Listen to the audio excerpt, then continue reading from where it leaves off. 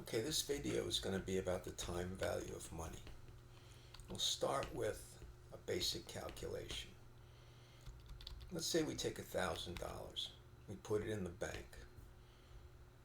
And the bank's going to give you 5% interest. Love to get 5% interest today, wouldn't we? Let's say we get 5% interest. At the end of 1 year, if you got 5% interest, you'd have 1,050. What's that number? That's 1 plus the interest rate, yeah? 1.05. So at the end of the second year, if you left it in there for 2 years, you'd have 1102.50. So the $2.50 in there is the interest on the interest, otherwise known as compound interest. Yeah? Okay, if you leave it in the bank for 3 years, now you have 1157.63. Okay. You're going to come to know and love that number as a present value. It's a dollar amount that exists today, or the present value equivalent. All right, so let's look at this another way. Instead of doing these three separate calculations, since we multiplied times 1.05 3 times, we could have just multiplied times 1.05 to the third power. And that caret, which is in between the 5 and the 3 there, that's how you raise numbers to a particular exponent function. What am I saying? Okay. Suppose we take 1.05 in Excel and give it the caret, and then 3, what do we get? We get 1157.625, which is that number. Yeah? Multiply and bingo. Okay, what's this number out here, this 1157.63? That's a future value. It's an amount of money at the end of the rainbow, out there in the future, 3 years from now. Okay.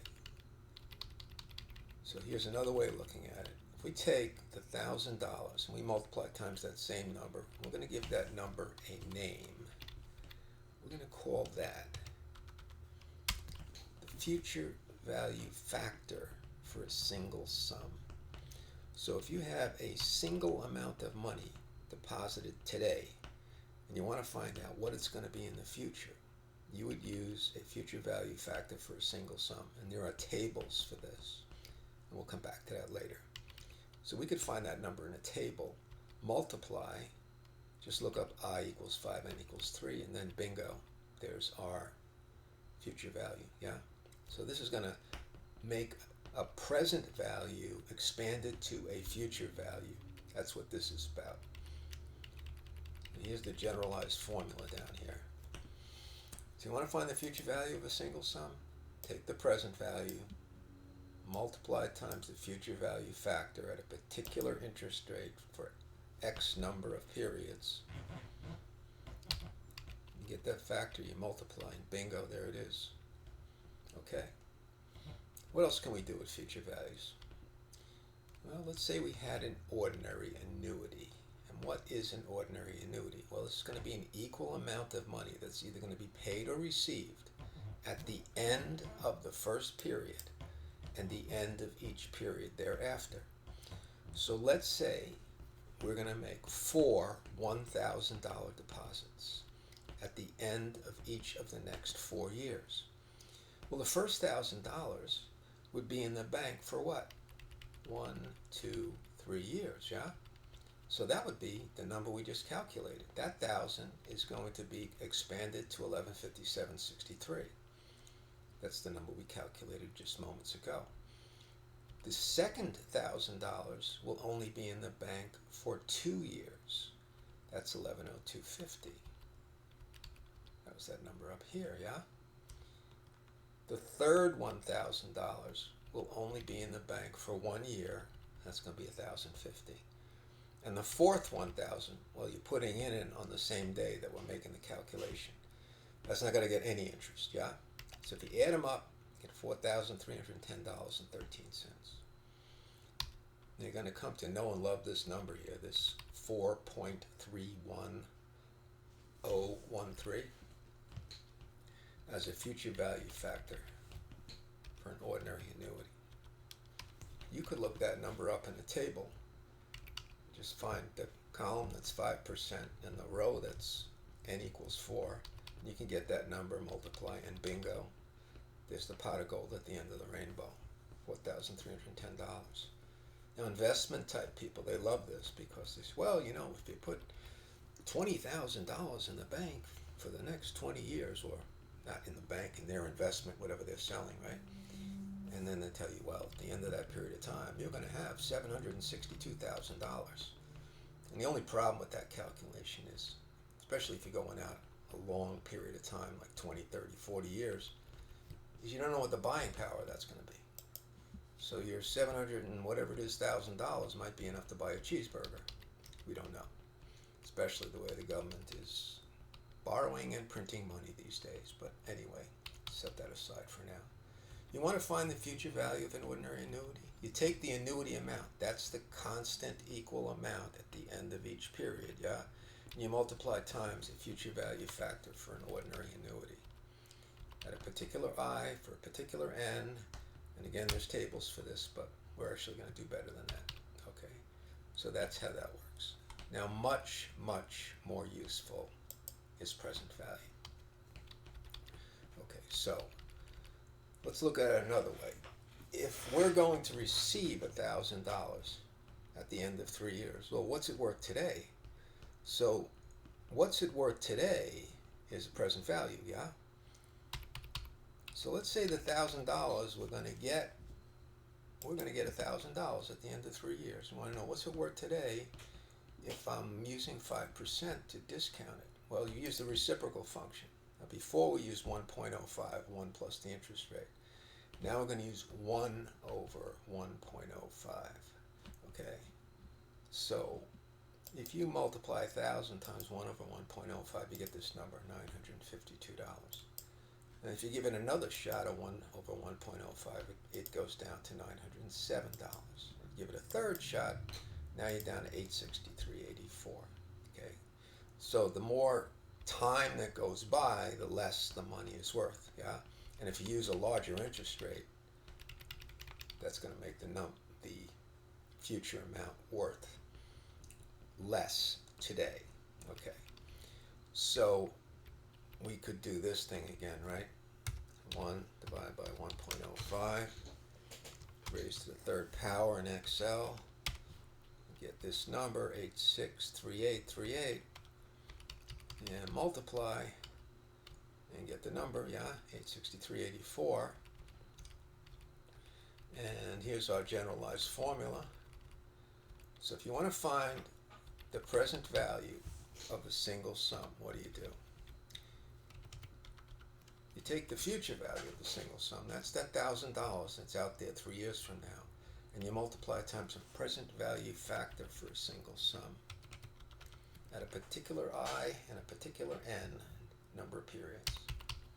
That's that factor, that 86384. Okay? And that's what it's worth, $863. Now, even more useful than that, in fact, much more useful, is the next calculation, which is, what about an ordinary annuity? What if we're going to receive 3 $1,000 payments? Equal in amount, yeah? And at the end of each of the next 3 years. So what is the $3,000 worth today? What's the present value, the equivalent? So we know from our earlier calculation that that first 1,000, okay, if you take 1,000, that's only 1 year from now. It's worth $952.38. That was this number over here, yeah? The second 1,000 is 2 years away. That's going to be worth $907, and the third 1,000 is going to be worth $863. And there's those numbers, and the same exact numbers that we used above, yeah? And if you add them up, what do you get? Well, if you take the annuity amount, you're going to get $27.23 if you add these up, yeah? And if you take the annuity amount of $1,000 and you multiply times the present value factor for an ordinary annuity, at I equals 5, N equals 3, you find that number in a table, you multiply and bingo. There's your number. That's the present value of three $1,000 payments beginning at the end of the first year, the end of the second, and end of third year. Ordinary annuity, that's what it's worth. Here's our generalized formula, and this is an important one because this formula is the key to all installment loans. Yeah? Okay. Can you find this rate here, this 272,325? Yeah, you can find this number, this present value factor for an ordinary annuity in the tables. And that's fine. And they're in a lot of textbooks. There's only one problem. What if your interest rate is 3.95? Are you going to find a table in a book that's got 3.95? You're not. Okay, so we got to get a little bit more flexible than that. All right, let's see how this works in the context of a loan, an installment loan. Now remember this formula here, right? The present value of an ordinary annuity is equal to the annuity amount times the factor. Okay?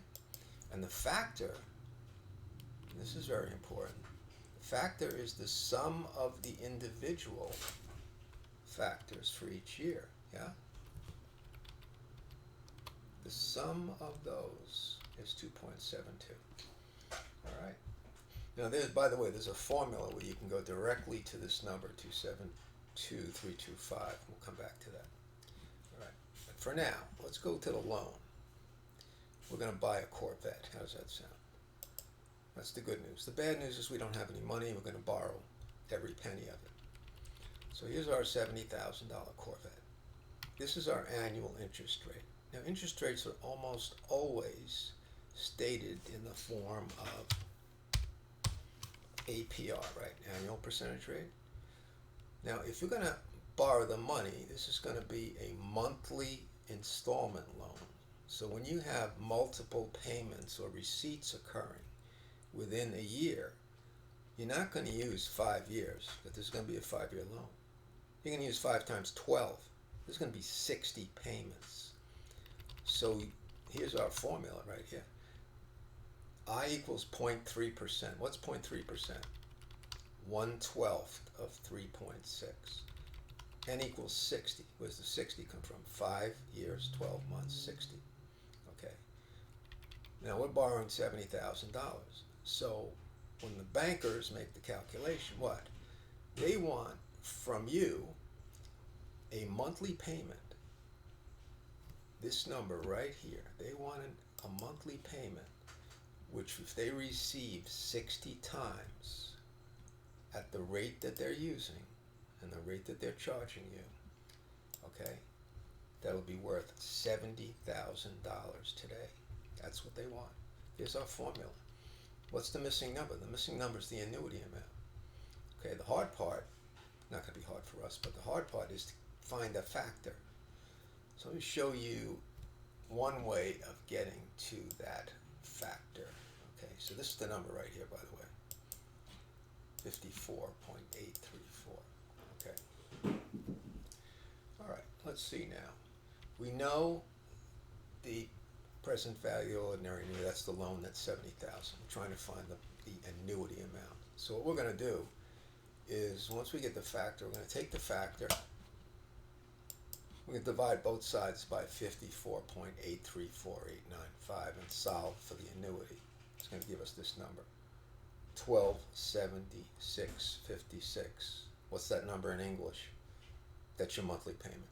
Okay, 1276.56. You have to pay that 60 times. What's 60 times that number? $76,593. So your Corvette is going to cost you $6,593 in interest. All right. Now, how do we get this number here? It was a lot easier before because we only had like a few years we added together. Well, now we're adding 60 together, 60 periods, months. So I got a little calculation here. What is that calculation doing? It's taking 1 and dividing by 1 plus $C $11. What's $C $11? That's the value in cell C11. And I'm going to raise it, that's that caret again, raise it to whatever number is in cell B12. Okay, now why do I have a dollar sign over there before the 11? So I'm going to copy this down the page, okay? Let me get rid of this for a second. I'm going to copy this down the page. If I don't have that dollar sign there, what's going to happen when I copy this down the page? I get some wacky number, right? Why did that happen? Because when I moved it down one row, this went from C11 to C12. I didn't want that, right? I wanted to stick on C11. So that's why we put the dollar sign over here, to make it stick to row 11. The other part, I do want this to advance. What other part? The B12, because the second one's going to be to the second power and the third power, and so forth and so on. Okay. So if I make this calculation another 59 times, which is going to take about 2 seconds here in Excel, right? I get all these wacky numbers, yeah? All 1 over 1 plus 0.3% raised to the first, second, third, and so forth. And if you add them all up, how do we do that in Excel? Well, there's a number of ways of doing it. There's my way, and then there's a number of wrong ways. Just kidding. There are a number of ways of doing it. I like this one. Equals sum, an open bracket, and then you just highlight what you want to add up. It's pretty hard to screw up because you can see exactly what you're adding. There's that 54834 again, yeah? Okay. Now, what do we know about that number? We know if we take that number and we divide it into the 70K, which is the loan amount for our Corvette, we get the monthly payment, otherwise known as the annuity amount. So how do we know this isn't completely bogus? Well, we're going to prove it out, because we're going to do a little loan amortization here. So here's our original loan balance, $70,000. Okay, now each time you make an installment loan payment, whether it's for an automobile or a house, doesn't matter, it's the same deal. The monthly payment, which is $1,276.56, is going to contain a component of interest and a component of principal. So the interest is the cost of you borrowing the money, and the principal, that's coming off the loan. So what's this number? Where'd this number come from? Well, if I take the 70,000 over here, multiply it times 0.3%, what do I get? I get $210. If I take the $210 and subtract it from the monthly payment that I calculated, $1,276, I get the principal amount. See how that works? And it's going to be the same each time, except for what? Except the loan balance is going down, so the interest is becoming a smaller and smaller number, and the component of principal repayment is becoming a larger and larger number. Yeah? What's this little number doing here? Well, that's adding up those two numbers. And it's going to be the same number every month, yeah? The principal and interest will add up to $1,276.56. Now here's my little loan amortization schedule. One last thing to do, right? What's the new loan balance? Well, the new loan balance is the 70,000 minus 1,066. Here's my new loan balance. So the second month is going to be the same calculation, except what? My loan balance is lower. I'm still multiplying times 0.3%, and the observant student will note it's got the dollar sign next to the 11 again. Why? Because we don't want it to move on to 12, 13, 14, yeah? This is what? That should be 1276 minus 206, which it is. What's this over here? That should be 68,000 minus 1069. which it is, and if this is correct, if we go out 60 periods, it comes out to 0. It's a beautiful thing, yeah? So you can manipulate this. You could change this to any interest rate. It'll automatically calculate the monthly amount because it's going to divide by 12. What it won't do automatically is change the number of periods. So let's say you want to do a 4-year loan. Want to do a 4-year loan? No problem. Let's try this. All I got to do to do a 4-year loan is to knock off this stuff here and what? Now my monthly payment's $1568.04. Yeah.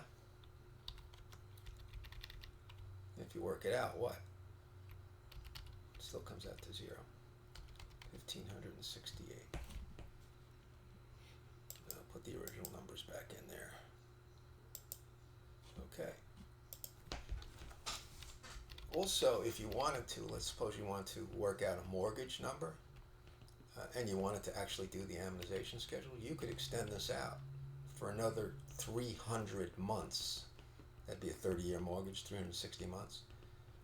And it would work out just as long as what? As long as, you added up all the factors. But actually, you don't even have to do that. And I will come back to that. All right. So that's one of the major applications of present value. In particular, in this case, present value factor for an ordinary annuity is the key to all installment loans. That's how you get your monthly payment. Okay. Well, let's take another look. Bonds. Corporate bonds. Corporations, in order to issue money, sometimes issue what we call debt securities, bonds. They typically, almost always, have a face amount of $1,000. So when you get a bond, let's suppose you buy a bond, and it's got a face amount of $1,000. What do you get in return? Well, what you get in return is you get, at the end of a stated period of time, you get your $1,000 back. Okay? How many times do you get the $1,000 back? One time, yeah? That's a single sum, yeah? What else do you get? Well, bonds typically pay interest semi-annually. So when you're dealing with semi-annual bonds, you have to take the annual rate and you have to divide by 2, yeah? So if you have, in this case here, this is a 5-year bond, okay? But how many semi-annual periods are there in 5 years? There's 10, okay? So let's drop in the bond rate. What's the bond rate? That's the amount that's printed right on the face of the bond. It says every half year you're going to get 3%.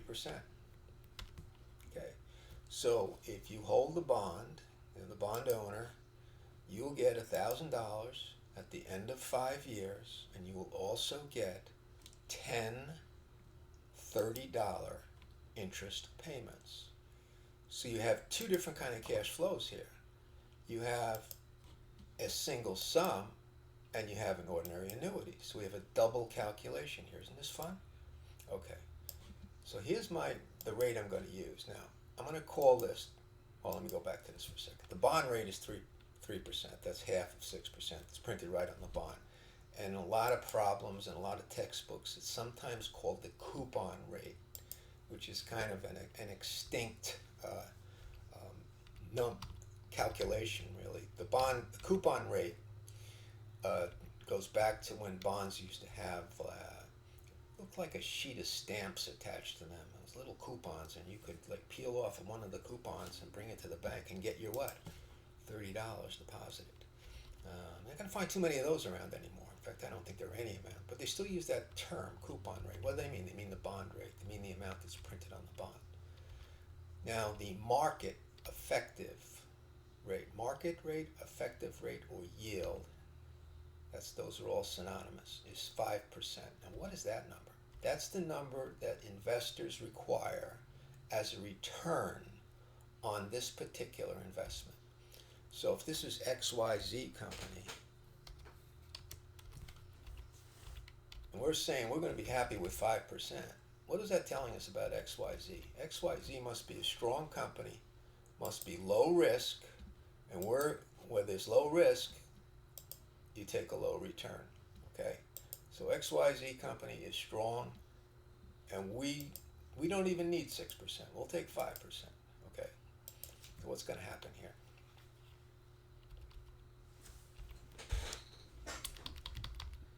Let's calculate this out.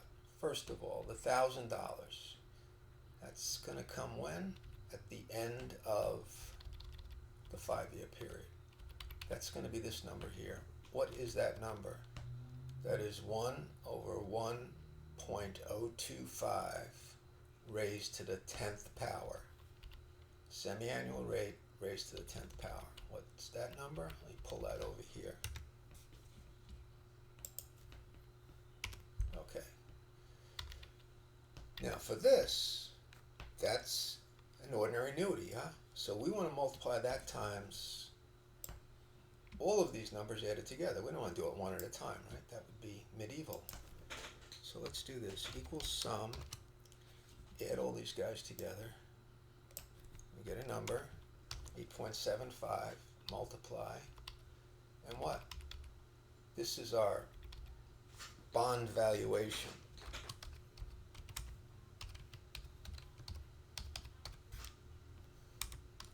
So we're saying, what are we saying here? We're saying if you're an investor and you only require a 5% return and the bond's paying 6%, you're willing to pay more for these bonds. You're going to fight over them, yeah? Because the return, the cash return is in excess of what it is that is required. So whenever the bond rate is greater than the market effective or yield, the bonds are going to sell at a premium. Now, that doesn't happen all that often. What does happen a lot more often? Let's say the bond rate is 4% annual. So that means this number is going to be what? Half of 4, it's going to be 2%. Let's come over here. Let's make the calculation. Semi-annually, what do we get? We get 20 bucks, yeah? What's the $1,000 worth? Well, the $1,000 worth the same amount it was worth last time. Again, remember, we're using 5% as the market rate in each one of these calculations. What's this number going to be? Well, it's going to be the same number we used last time because we're using the same interest rate. Okay, what happened? If the market rate exceeds,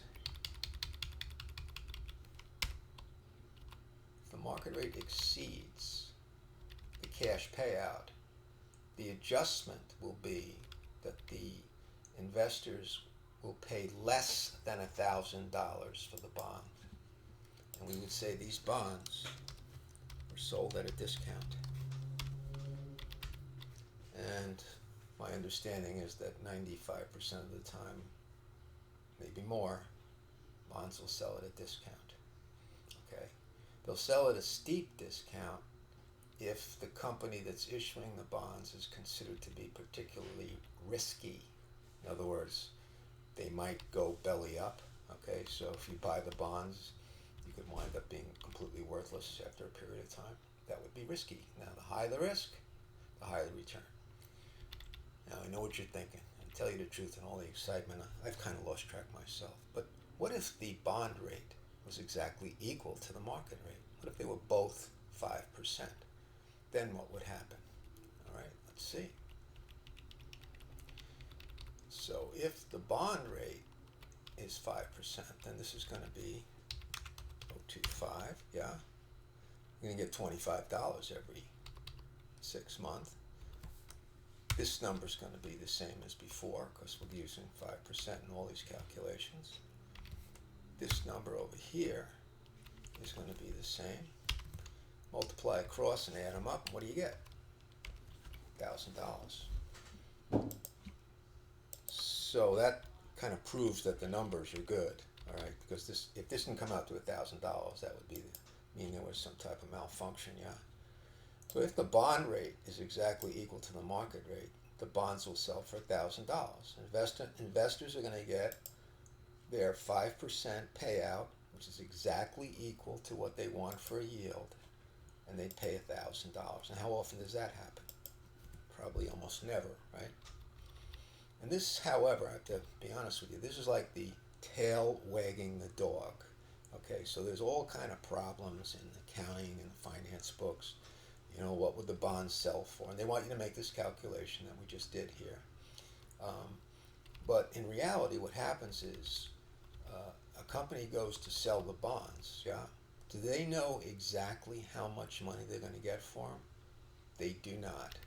So they sell the bonds, they get X amount of dollars over here, and not just one bond, but millions of dollars worth of bonds, yeah?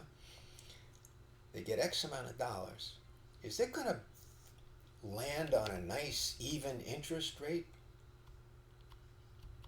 Is that going to land on a nice, even interest rate, like 5% here? Is that going to happen? That's definitely not going to happen. All right. I have a way of figuring it, which involves kind of a trial and error thing. So this is how we would use the concept of a single sum calculation combined with an ordinary annuity calculation to give you the present value of both cash flows, yeah, which would be exactly what you need to do in the case of a bond. Okay, so that's how that works. Now, I mentioned a few times tables and whatnot, which I think I'm going to send to everybody. I'm starting to wonder how large a file can be before it's no longer transportable through an email. But anyway, let me show you my little formulas. Okay, let's see.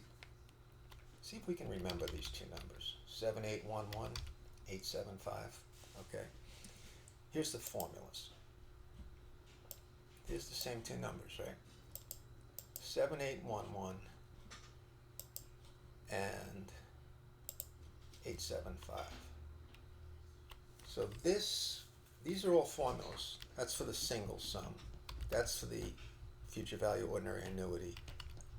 That's the one we just used for the $1,000. That's the one we just used for the semi-annual interest. And you could use this thing to figure out any interest rate. Okay, what was the one we used for the Corvette? That was 0.3, wasn't it? Which in decimal form is 0.003. And this number here was 60, yeah? 5 years? 54.834. That's our number, yeah? So these formulas will get you right to the annuity amounts. These are easy to calculate, the single sum ones. These annuity amounts. Here's the formula in Excel. So I remember one student said to me, well, how do you know that formula works? Well, I know it works because the numbers come out. I said, you know what else? I'm not even curious. I know it works and I'm happy as hell. Okay? I don't need to understand it because this is a little bit above my mathematical capabilities being an accountant. I'm not a mathematician. So there you go. There's a few different usages for present value techniques, and I'm going to send this out to you in the form of an update with some little practice problemas, and of course the screen video will be shown on that email. But for now, that's all we have. So enjoy. Until next time.